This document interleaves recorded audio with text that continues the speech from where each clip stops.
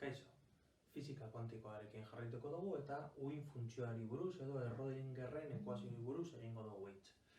Vale, sistema kuantikoak probabilistikoak dira. Orain arte ikusi dugu nola joan garen aurrera pausoak emoten eta borren ereduan orbitak ikusi ditugu, baina egia esan, eta aurreko bideotan ere ikusi dugu, probabilitatea da hemen erabili behar duguna, zergatik uhin jokaera horrek ekartzen digu probabilitate horrekin lan egin behar izatea. Uhin korpuskulo dualtasun horrek eskatzen digu probabilista izatea. Vale. Schrödingerrek, hemen ikusiko dugu zen matematika jarraitu zuen, ekuazio planteatu zuen. Ekuazio honetan badaukagu energia osoa, potentziala eta posizioaren araberako parte bat, bai? X, Y, Z. Vale, uhin funtzioa probabilitate uhin bat da. Uhin funtzioa posizioa eta denboraren araberakoa da. Masa, partikularen masa, kasu honetan elektroi izango da guretzat, potentziala, zein eremu elektrikoan dagoen arabera potentzial bat edukiko du eta bere energia osoa. Orduan, uhin ekuazio edo probabilitate uhina dela esateak zer esan nahi du? Bere balio absolutuaren berbidura espazioko puntu batean, une batean, orduan espazioko puntu batean, une batean, egoteko probabilitatea emango digu. Geuk hartzen badugu geure uhin ekuazioa eta horren balio absolutuaren berbidura egiten badugu, lortzen duguna izango da probabilitate bat. Zeren probabilitatea? Espazioko puntu batean eta momentu batean egotearen probabilitatea. Orduan ja, borrek esaten zigun orbita zirkular zehatz hori ezin dugu erabili, bai? Aurreko urteetan eredu atomikoi buruz egin dugunean hitz ikusi dugu, azkenean orbitalei buruz egin dugula hitz, eta zenbaki kuantikoi buruz, eta ez genekin oso ondo zergatik, baina irakasleek esaten zigutenez, geuk sinisten genuen, pues estupendo, sinistu behar duzu esaten duguna, baina hemen duzu zergaitea, bai? Probabilitate bat da, zein da, egoera kuantiko jakin batean dagoen elektroi bat aurkitzeko probabilitate handia duen espazioko eskualdea, hori da orbitala.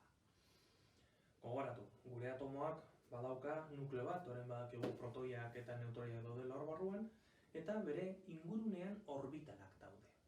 Aurreko kurtsoetan esaten genuen orbitala bazela espazioko eskualde bat zeinetan elektroia topatzeko probabilitate oso handia zegoen.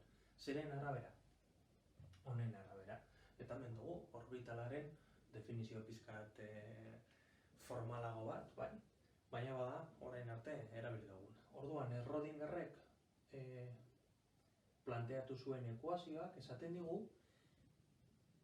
erlazionatzen digu posizioa, zein potentziala eta zein dan bere energia osoa.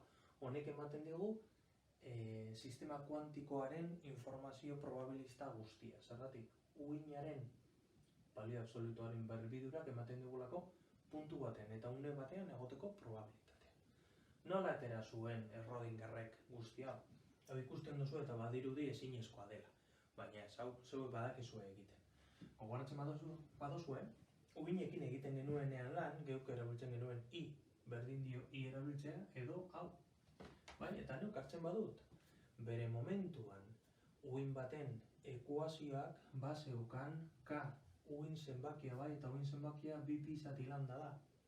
Bale, orduan, hartzen badugu uhin ekuazio hori eta birritan egiten badugu bere deribatua zer ematen zigun. Ematen zigun minus bat, zergatik, geuk erabiltzen genuen sinua, ekuazioa adierazteko, gogoratzen badazu geuk esaten genuen, IXT badela A seno WT ken KX gehi teta 0. Bueno, honen antzeko bat hartuta, honen bigarren deribatua egiterakoan, ateratzen zaigu minus bat, senotik kosenora eta kosenotik senora pasatzerakoan deribatuan minus bat daukagu, eta Xen arabera egiten badugu honen deribatua K karratu bat ateratzen zaigu, horregatik daukagu adierazpen hau. Vale. Adierazpen horretan lambdaren balioa sartzen badugu, honek de Broglieek esan zigun dualtasun printzipioaren arabera, lortzen dugu berdinketa hau. K izango da balio hau. Berriro baldin banat horona eta sartzen badut balio hori, lortzen dudana da hau. Vale. Nik M karratu hau uzten badut, M bider V karratu, hau lortu dezaket. Vale. Zertarako, nik badakit energia osoa dela, energia zinetikoa gehi, energia gehi potentziala, bai? Matematika pizka bat eginda, ateratzen dugu MV karratu badela 2 aldiz ekin V. Vale, pues nada, etortzen bagara berriro ona, jarri dezakegu MV karratu hori, hau erabilita, eta matematika pizka bat eginda ateratzen dugu bakarrik posizio parametro honen araberako ekuazioa. Hirurekin egiten badugu, x, y, z-rekin egiten badugu gauza bera da, bai?